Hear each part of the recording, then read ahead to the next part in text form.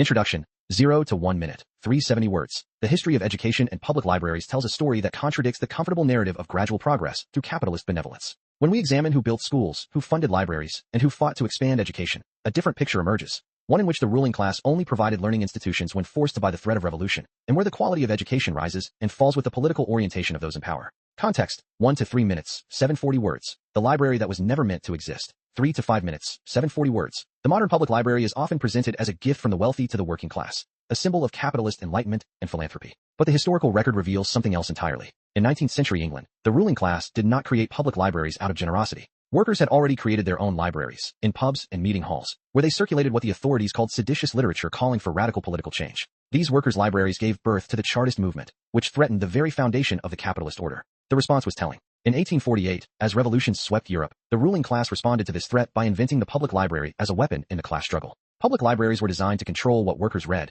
to instill middle-class values, and to police the idle time of the industrial proletariat. When Charles Dickens opened the Manchester Public Library in 1852, he revealed the true purpose: to teach the working man that capital and labor are not opposed, but are mutually dependent and supporting. Andrew Carnegie, the steel baron, was equally explicit. He believed public libraries provided an ideological and material alternative to communism. The library, then, was not a gift but a defensive concession, an institution created because the capitalist class feared what educated workers might do, and sought to control the education they could not prevent.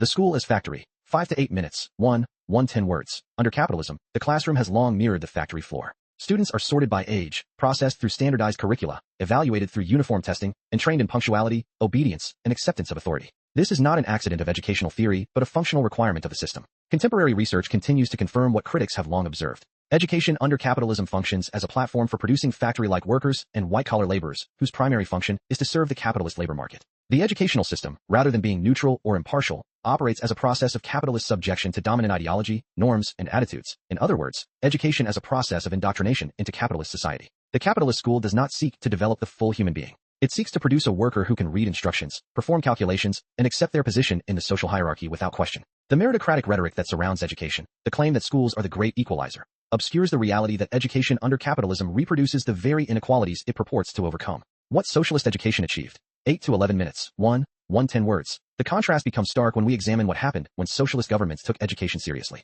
In Tsarist Russia, by the beginning of the 20th century, only about 22% of the population was literate. The Tsarist government had deliberately restrained cultural development. But after the revolution of 1917, a systematic literacy campaign began. Between 1918 and 1920 alone, schools increased by 13,000 and 2 million more students enrolled. By 1939, the literacy rate had reached 81.2%. Cuba tells a similar story. After 1959, education became a top priority. In 1961, the government launched a literacy campaign that mobilized 250,000 teachers and thousands of schoolchildren. Within a single year, 1 million illiterate people were targeted, and by the end of the year, 75% had achieved basic literacy. Education at all levels, including university, became free of charge. By the 1980s and 1990s, Cuba's educational spending as a ratio of GDP was among the highest in the world. These were not incremental improvements. They were transformations achieved in years, not decades. And they happened precisely because the new governments viewed education not as a cost to be minimized or a tool of social control, but as a fundamental human right and a necessity for national development. The pattern repeats. 11-12:30 minute. 555 words. The same pattern appears wherever the political balance shifts.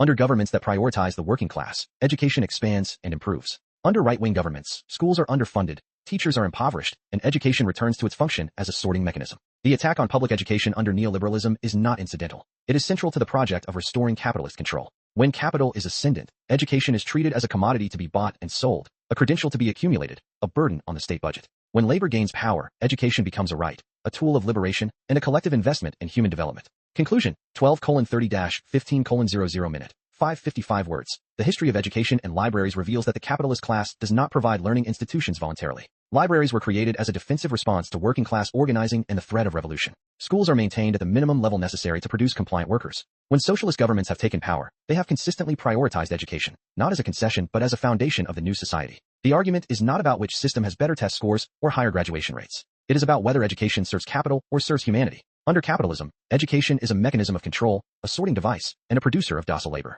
Under socialism, it has been, wherever it has been tried in earnest, a tool of liberation, a path out of poverty, and a process of collective human development. The libraries that capital reluctantly provided, the schools that capital grudgingly funds, the education that capital narrowly permits. These are acknowledgments of the power of the working class and the existence of a socialist alternative. When that alternative is weakened, the concessions are withdrawn. When it is strengthened, education expands. The history is clear for those who care to read it. Please like, comment, follow, and share. it really helps out consider how this pattern reappears across sectors. Housing, healthcare, transportation. Each began as a working class demand, was suppressed or criminalized, and only became acceptable when the ruling class repackaged it as a managed concession. Education is not special, it follows the same trajectory. Carnegie libraries had explicit rules. No political discussion, no radical texts, no disorderly conduct. They were temples of disciplined consumption, not free inquiry. The same is true of compulsory schooling, whose architects explicitly modeled it on factories to produce reliable wage laborers. Horace Mann, the father of American public schools, visited Prussian barrack schools and imported their rigidity to Massachusetts. The goal was not liberation but predictability, a workforce that would not challenge ownership.